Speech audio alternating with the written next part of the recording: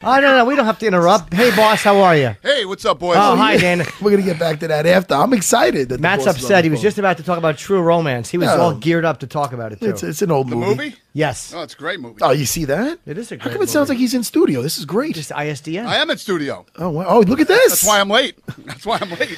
You had to walk to the studio? Yeah. All right. Well, how are you, buddy? Haven't talked to you in a while. Good. How you guys doing?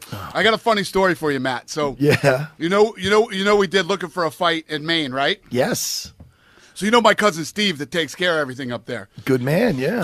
Calls me today, says that show is the worst thing that's ever happened to me. Apparently, there's like no trespassing signs on my property, and his number is the number to call. He is getting blown up with people that want to come over and ride go-karts and I thought of that, man. Like it's really a Disneyland, like you call it. You might have to charge some money for tickets. Dude, that's kind of messed Wait, a up. phone number showed up on the show that didn't get taken out? No. So if you go to where my property is, and there's no trespassing signs on the place, and there's a number to call. And that's my cousin Steve's cell phone number.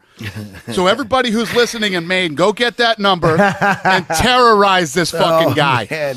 Call him. Call Steve all day, every day. I love it. He's not going to make you any more moonshine, though. Don't watch out for that. That's right. Well, the worst is not just calling him, it's the photos they can text. That's really bad news. Oh, yeah. Jimmy's That's getting good, ideas. So they didn't blur out the phone number. Okay. No. If you go to my property, because listen, Maine is a small place. If you go there, there's no trespassing signs, and his number is on the sign. That's the number to call. Why Maine? 'Cause- Because you grew up in Boston, right?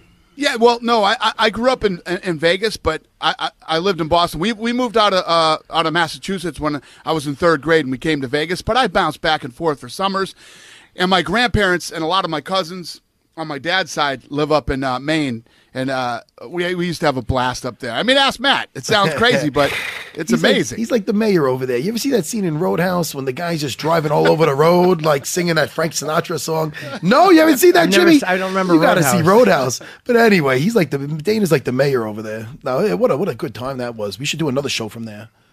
It's an incredible place. You don't strike me as the outdoorsy type. Are you an outdoorsy person? I didn't know it. I'm the Outdoorsy. I'm the sissy outdoorsy type. We got a lot of nice stuff up there. I am not the outdoorsy type. I don't get tents and camp outside. Hey, camping to me is a place that doesn't have room service. Yeah. My idea of roughing it is the same thing. I've really become a prima donna with hotels and travel. I don't rough it well at all anymore. My cousin that takes care of it, my cousin Steve and my cousin David, take care of everything up there for me year round. They take care of all my stuff. So basically, whatever we go to do, let's say we're going to shoot guns that day. We're partying, hanging out, listening to music, doing whatever we're doing. We drive to the place. These two cops from Bangor, all the guns are laid out. They're loaded. We shoot them, have fun. We get back in the cars and we leave. That's what we do.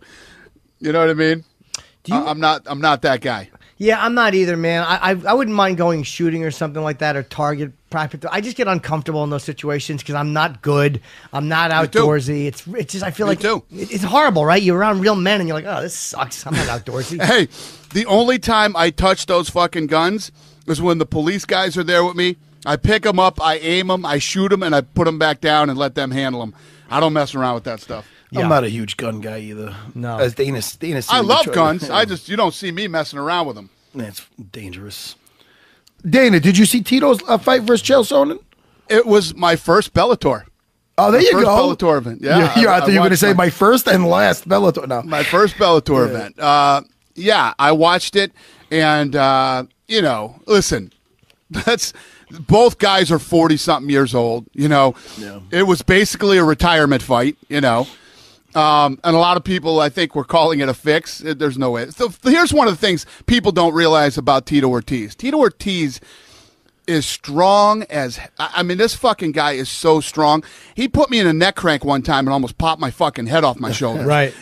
This guy is physically very strong. And I think his ground game is very underrated because Tito would always, get that top position and ground and pound people. And, Chael hasn't – I don't think Chael has fought or won a fight since 13. 2013 in that ballpark somewhere.